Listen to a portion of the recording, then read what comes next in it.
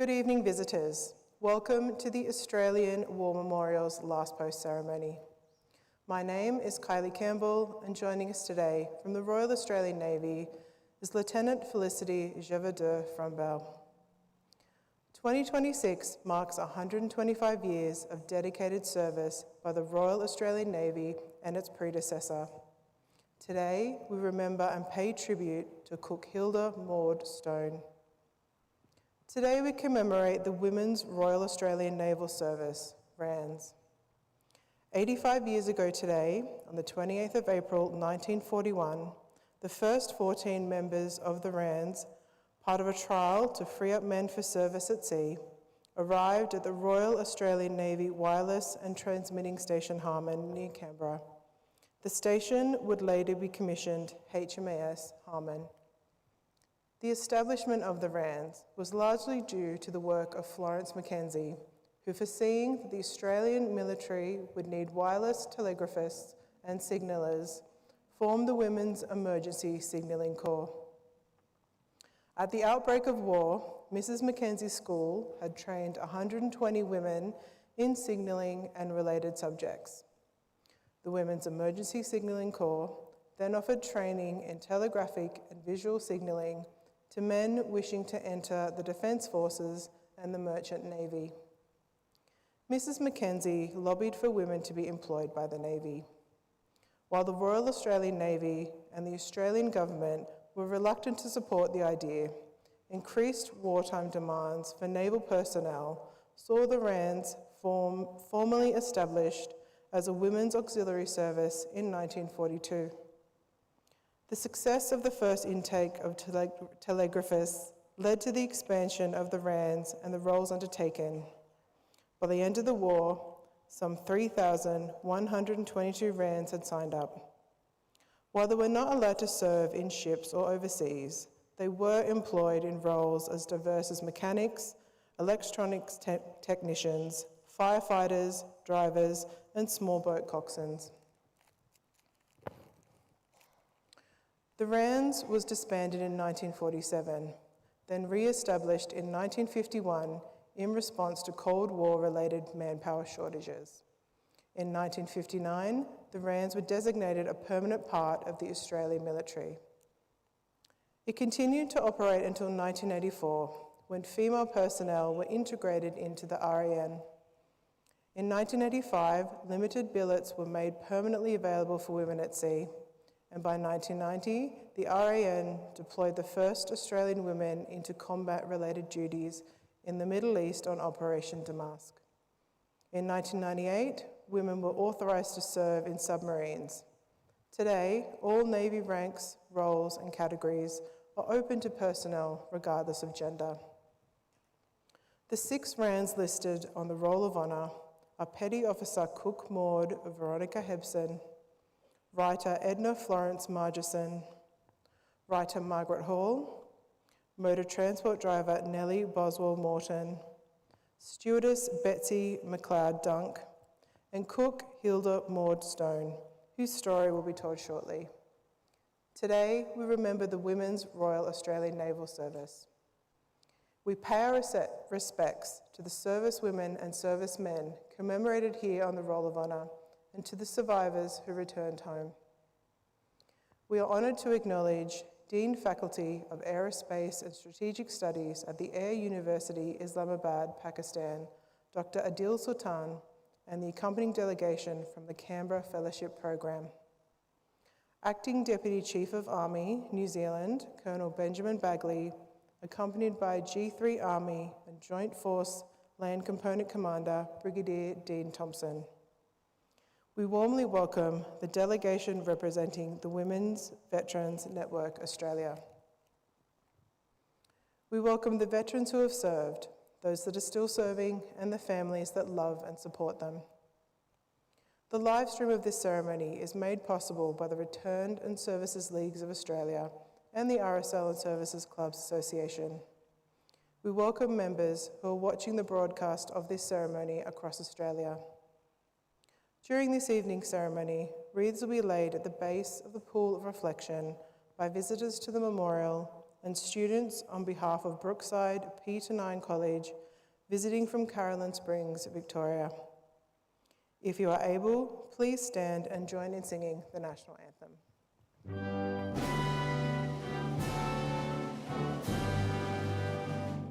Australians, oh, let us rejoice, for we are one and free. We've golden soil and wealth for toil. Our home is got by sea. Our land abounds in nature's gifts of beauty, rich and rare. In history's page, let every stage advance Australia fair. In joyful strains, then let us sing, advance Australia fair.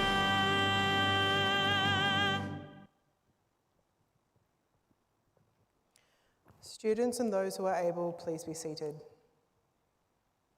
The Australian War Memorial was a vision of Charles Bean, Australia's First World War official historian. Bean landed with the Australian troops on Gallipoli and stayed with them at the front through to the end of the war. The idea of this national memorial and museum came to him at Pozières, France, in the depths of the bloody fighting of 1916. Bean's idea was that this would be a place where families and friends could mourn loved ones buried in faraway places. It would also be a place that could help all Australians understand what these men and women had endured and what they had done for us. Bean's vision, to which we remain true, is best expressed as inscribed in the entrance to the memorial's galleries. Here is their spirit and the heart of the land they loved, and here we guard the record which they themselves made. Tonight, we will read the story behind just one of those on the Roll of Honour, which lists the names of more than 103,000 men and women who have given their lives for us in war and on operations for more than a century. But first, we present a lament, Flowers of the Forest. Wreaths and floral tributes will now be laid at the base of the pool of reflection.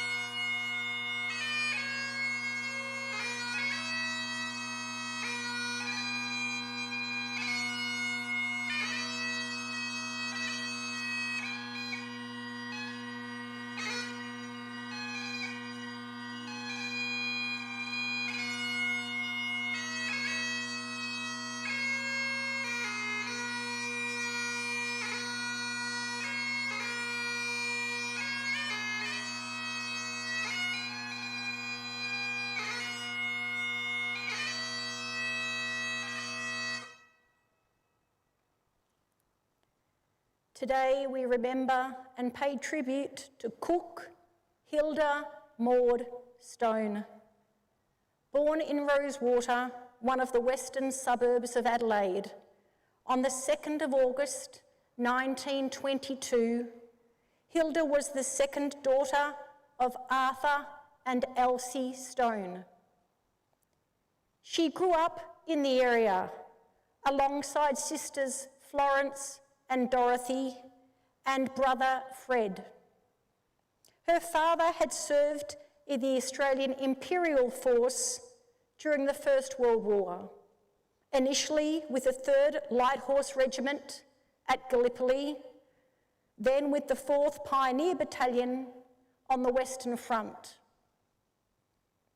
With the coming of the Second World War, Hilda's brother Fred, who was a member of the Royal Australian Naval Reserve, was called up for duty. Hilda would also serve in the Royal Australian Navy as a member of the Women's Royal Australian Naval Service. The RANS, as they were called, was formed in April 1941 when 14 members of the Women's Emergency Signalling Corps, 12 telegraphists and 2 cooks were recruited to work at the Royal Australian Navy Wireless and Transmitting Station Harmon near Canberra. The Signalling Corps had been established before the war by Florence Mackenzie, Australia's first female electrical engineer and a tireless promoter of technical education for women. Mrs. Mack, as she was fondly known, had foreseen military demand for wireless communication and began privately training women as telegraphists. Mackenzie campaigned tirelessly to have her graduates accepted into the Navy, and resistance fell away with increasing demand for manpower in the Pacific War. By the end of 1942, over 1,000 women had enlisted in the RANS. This number tripled during the course of the war, with RANS working as telegraphists, clerks, drivers, stewards, cooks, sick berth attendants, and in technical areas, intelligence and cryptanalysis. Hilda Stone reported for duty on the 26th of October 1942 and was appointed as cook, working at HMAS Torrens, a naval depot at Port Adelaide, next to ship repair facilities in the city's northwest. After about 7 months of service, Hilda Stone was taken to Adelaide Public Hospital and reported as being dangerously ill. On the 29th of March, 1943, she died of pneumonia. She was 20 years old. Today, her remains lie in Centennial Park Cemetery, South Australia, underneath the inscription chosen by her grieving family. Not just today, but every day, in silence, we remember. Her name is listed on the Roll of Honour on my left, among almost 40,000 Australians who died while serving in the Second World War. A photograph of her headstone is displayed today beside the pool of reflection. This is but one of the many stories of service and sacrifice told here at the Australian War Memorial. We now remember cook Hilda Maud Stone, who gave her life for us, for our freedoms, in the hope of a better world.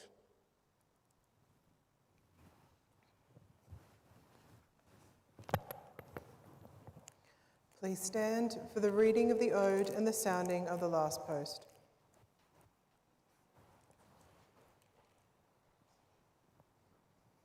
They have no grave but the cruel sea. No flowers lay at their head. A rusting hulk is their tombstone, a fast on the ocean bed. They shall grow not old, as we that are left grow old. Age shall not weary them, nor the years condemn. At the going down of the sun and in the morning, we will remember them. We will remember them.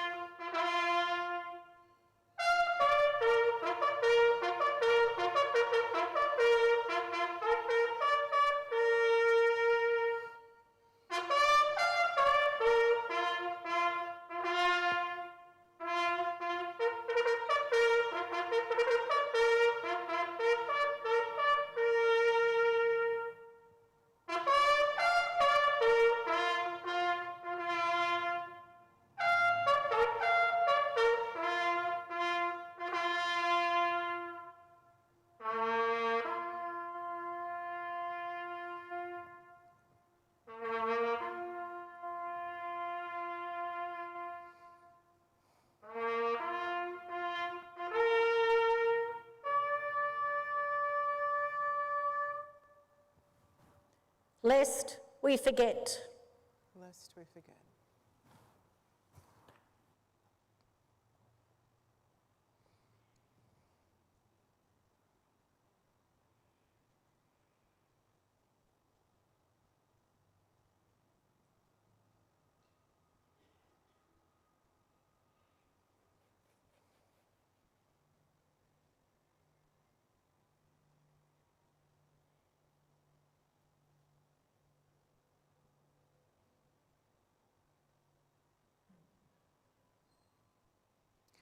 We leave you this evening with the words of the memorial's founder, Charles Bean.